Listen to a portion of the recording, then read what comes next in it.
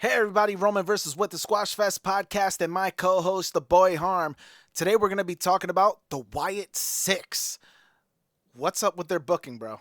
Talk to me. Triple H does not know how to book a quote unquote supernatural gimmick. And here's my proof. The Judgment Day. Under Edge, not under Finn Balor. So, the Wyatt Six, again, homage to Bray Wyatt. He wanted to do something with Bo after Bray passed, and with brought back Eric Rowan, brought back Dexter Lumis after they had released him. I was gonna say uploaded. Brought up Joe Gacy from NXT, Sister Abigail, Nikki Cross. Their booking makes no sense. So they were supposed to be, and it was really intriguing. They were supposed to be hurting people, and that's how they healed. They started with the Alpha Academy, started with murdering Chad Gable with a bullet hole in his head when they in their first debut, and it was really intriguing. And then for a couple weeks, they gave them really good VHS style promos that was really intriguing stuff. Then Bo got hurt. Bo got hurt at a house show, and then they were off TV for 5 months. It seemed like everybody there. They come back. They forget all about the trying to heal and grief aspect of their characters. And all of a sudden, Dexter Lumis and Joe Gacy are in the tag team division. Why?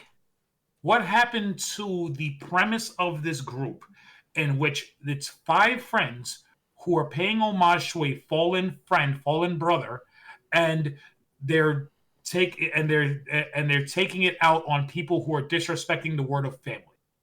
What happened to that story? So now they're in the tag division, and they're just beating up all of the other tag teams for weeks. They win the tag team titles. They win a ladder match. And this past week on SmackDown, there's no promos by them. Each individual character was stalking a different character on SmackDown. Except for Lumis and Gacy. They were one at a time. They were stalking the tag match between Miz and Carmelo. There's no direction for what this group is. What this group could have been was explore the psyche of somebody who is grieving and try to tell that story in a professional wrestling landscape. Now it's just they're 5 mentally deranged people who want to beat people up. Mm-hmm. We've seen that before. We've seen that with the early iteration of Kane. You've seen it with versions of Undertaker. You've seen it with The Brood. You've seen it with other people. Just mentally deranged Heidenreich, to throw another one out there. Mankind. Just mentally deranged Mankind. Exactly. Mentally deranged people who just want to beat people up. That loses the impact of what this group could be. This group could do something really special with them and tell a great story.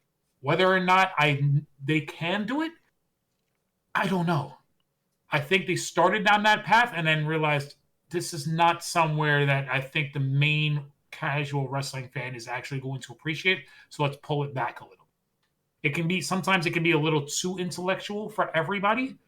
And I think WWE doesn't go down that route a lot, but it could have been really compelling stuff. Hopefully we can get back to some sort of thing. You can still do the exact same story and just dumb it down. Because the reality is, all we're asking for, right? Don't have their main motivation be the tag team champions. Yep. Right? After that, all they have to do is go around, and I'm not saying just hurt people, but hurt people with a purpose. And the same way you do your little vignettes and you do your promos and those video packages or whatever, that's when you hit them with we took him out because he doesn't appreciate what family truly is. But like, it's so simple. It's not difficult to do. They kidnapped the Miz at one point, and we still don't know why they kidnapped the Miz. But they keep taunting him. Yeah. That's the point. The Miz. You take certain actions and you don't even let us know what it is. So it's like there's 2 sides of the spectrum. It's one, is it too complicated for the casual fan, Or is it that you're not even explaining it at all? Like there's no middle ground with these guys. And again, in concept, this is such a dope faction. Yes. In concept. But the reality and how they're actually portraying them on TV from week to week, just, I don't know what they're doing.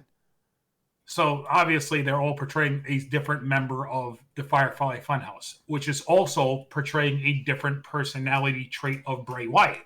That's the story of what they're doing. Oh, but you made a good point. In their grief, you made this point a couple weeks ago. In their grief, you could have had each of them portray a different step of the healing process, right? One could have been grief, one could have been anger, one could have been sadness, and it could have been a really intriguing, just a backstage segments between them could have been dope. Because I say this, Joey Gacy can talk. Yes. Bo can talk. But that's my thing. So in doing that, right, telling that story of the different levels and so on and so forth of getting past, you know, the passing of Bray and so on and so forth, each of them could have been doing their own thing that intertwine into the main goal. Mm-hmm. Each of them, Nikki Cross could have been doing one thing, Eric Rowan could have been just destruction, and you know, Nikki could have been like trying to be friends with somebody. Joe Gacy could have been on some, you know, just psycho whatever. Like they each could have been doing something completely different, but the overall message was the personality of Bray Wyatt mm-hmm. and the message of what he was trying to portray. Mm-hmm. It's not hard. It's not hard. That's my point here.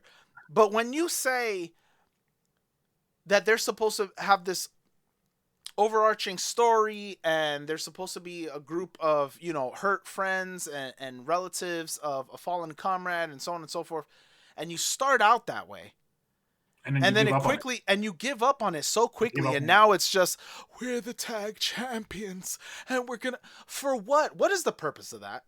That's not intriguing. That's literally every other tag team in the division, is that they're going after the belts.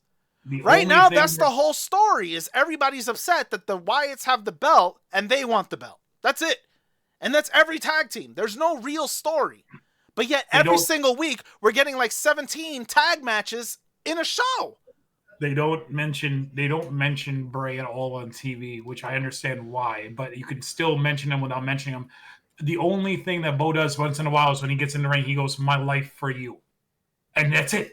That's how he reminds us what this group is supposed to be, an homage to Bray.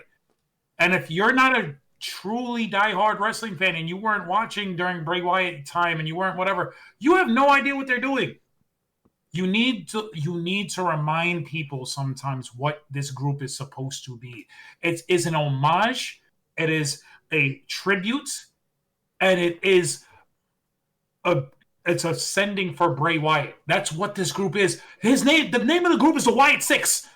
Like I cannot fathom it more that they have strayed so far off of what this group is supposed to be when the name of the guy that you're paying homage to is in the name of the group.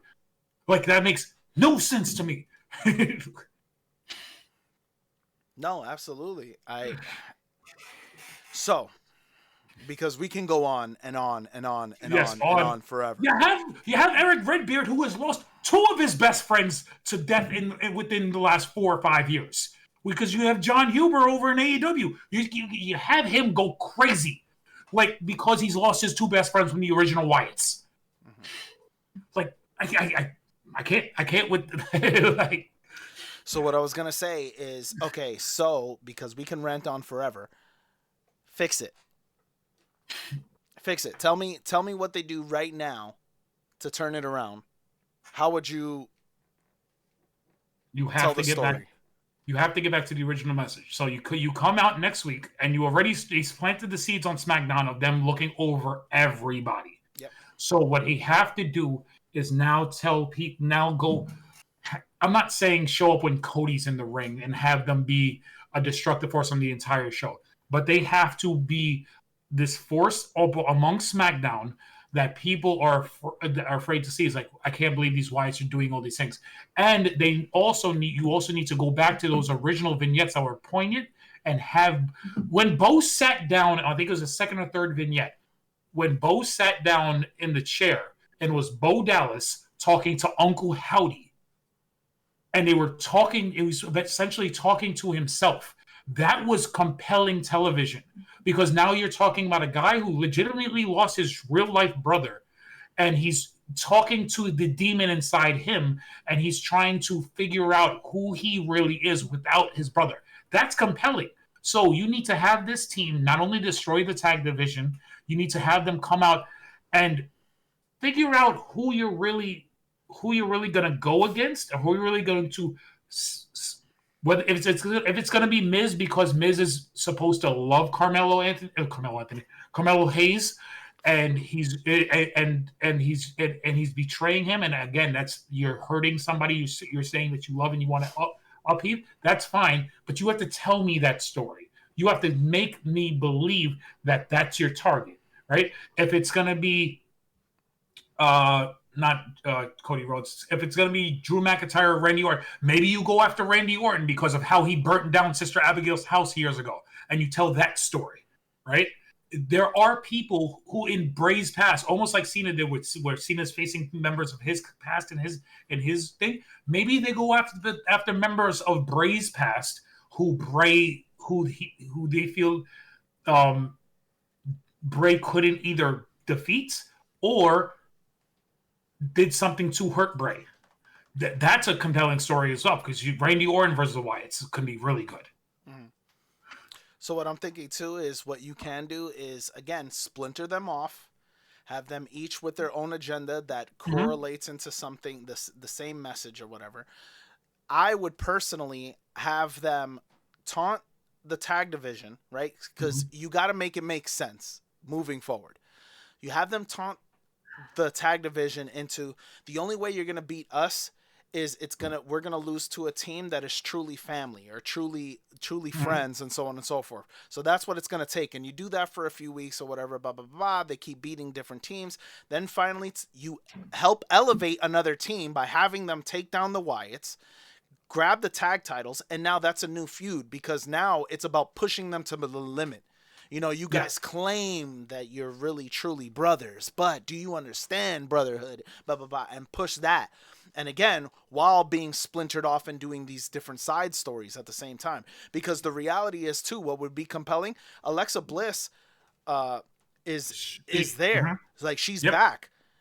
It would be nice to see some sort of crossover between her and Nikki Cross. I was going to say, you can have Nikki Cross. Uncle Howdy. Something. You can have Nikki Cross attack Charlotte Flair once or twice in the backstage. Something happened, and then Alexa's pulled in between because of her relationship to Bray in the past. That could be really compelling. There's so many different things that they could be doing, but they're not. There's so many different ways to fix it, and this is not. It's not a hard fix. It's not something that they can't literally fix and pivot in 1 week. In 1 week show, you can fix it. Because right now, in 1 week show, all you did with the 6 is sprinkle them throughout the show. Yeah, and already there's some level of intrigue. Mm-hmm. And that's all you did. It's not, they didn't even talk. They did nothing. You just sprinkled them. And already people are talking. So there's no way that you can't just switch it. You can look at Solo's group and be like, what's the middle word in Solo's group?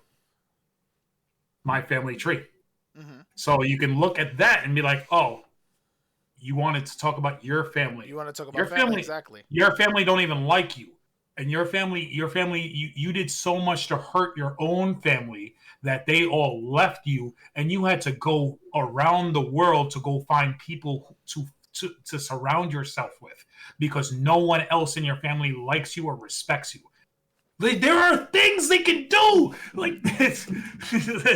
Oh God, like there are things they can do with this group, and it's just like, but it's like they take the lowest, easiest way to just try to put the people on TV without trying to expand what these characters can be. And that takes us back to what we talked about before with Karrion Kross. You can expand your roster and you can expand your characters to make them compelling and still have really good TV, instead of just being like, people like this group.